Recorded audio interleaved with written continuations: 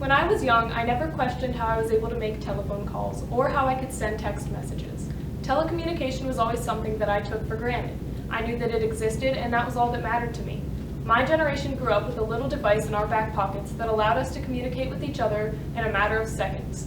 With the speed and accessibility of the internet and communication today, it's hard to imagine a time where a conversation with a friend was not right at our fingertips with a push of a button. However, communication was not always this fast-paced and advanced. Before the invention of the mobile phone and text messages, people socialized through the telephone. While the older versions of the telephone stimulated speedy conversation in comparison to sending letters through the mail, they were much less efficient than the modern phones. There are a few similarities between the older and modern models of the telephone, but there are countless differences between the two. As the telephone evolved, it developed many new features, making the modern phone almost endlessly useful.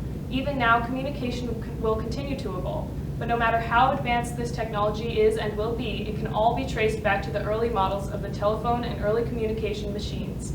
The Tabor Museum does an excellent job at recounting these machines in their communications exhibit. Two notable objects in the exhibit are the rotary dial telephone and the manual switchboard. The rotary dial phone was characterized by its round dial, which had 10 holes labeled with letters or numbers. The speaker and microphone were connected by a handle in the middle, and the phone was connected to the base by a cord. These phones were made of metal and plastic materials. This older model of the telephone allowed people to vocally communicate with one another. Often, telephones were connected to party lines, which were lines shared by a number of telephone users from different households. The switchboard consisted of a large panel with switches, lights, wires, and a multitude of outlets. Each outlet was designated to a different telephone. A switchboard operator would connect callers to the correct telephones by plugging wires into the outlet of the extension the caller was trying to reach. Many extensions were connected to party lines previously mentioned. The manual switchboard was essential to the telephone from the late 1800s until its decline in the late 1900s. Without the switchboard and its operators, it would have been nearly impossible for people to vocally communicate remotely with others. The technology of early telephone and switchboards gave a lot of insight into the norms of communication and life in the 1900s. There was much less privacy expected when conversing with one another. If one person was taking a call on a party line, another person could listen to the conversation at any time. There was also less of an expectation for speed.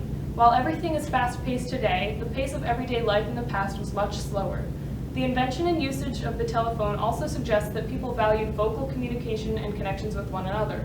We have always been social human beings, but in today's world, we are more likely to favor sending a text message rather than making a call. In this way, we seemingly value convenience and speed over vocal communication. The old telephone and switchboard have some clear similarities to the modern cell phone.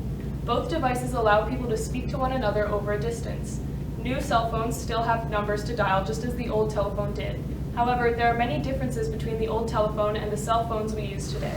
Cell phones of today have so many different functions that likely weren't even imaginable to people during the time of the original telephones.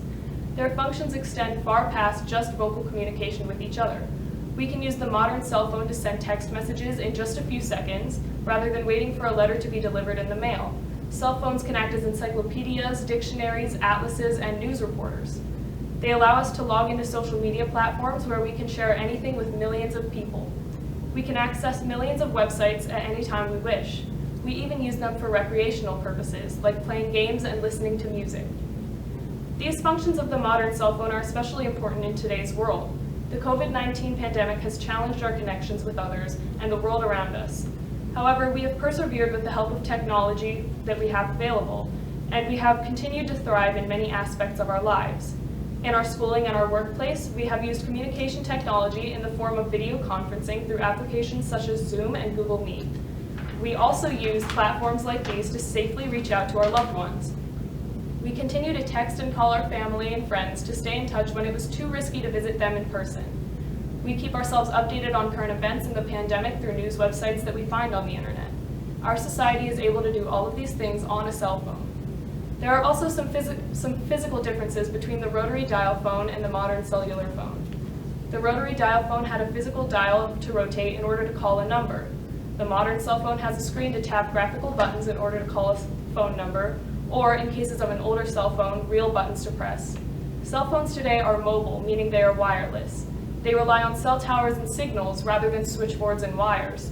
We can carry them with us wherever we go instead of being restricted to the length of the cord the telephone is connected to. The telephone has developed immensely since its invention in 1876 by Alexander Graham Bell. Though the telephone used to be connected to its base by a cord, the design was eventually replaced by a cordless landline phone. The landline phone gave way to the first mobile phone, and the landline phone eventually became obsolete. Then companies raced to make smaller, more compact designs for the mobile phone. The rotary dial was swapped for buttons, which were succeeded by touch screens. These developments have made our communication technology today more advanced and convenient than ever. Just as it has for years since its invention, the telephone and communication will continue to develop in the future. Mobile phones will continue to change and become even more compact and convenient. Eventually, they will even become obsolete as science makes a path for new technology. We are already seeing smartwatches that can take calls from a phone. Maybe someday we will have watches that can take calls on their own without being connected to a mobile phone. Perhaps these watches will even have the technology to create an augmented reality, allowing us to talk to each other face to face in a way that is unlike current video communication, even from across the world.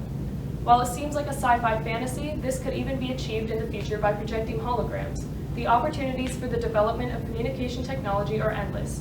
Some possibilities may be unfathomable to us now, but with the future development of science and technology, they may be reality in our future.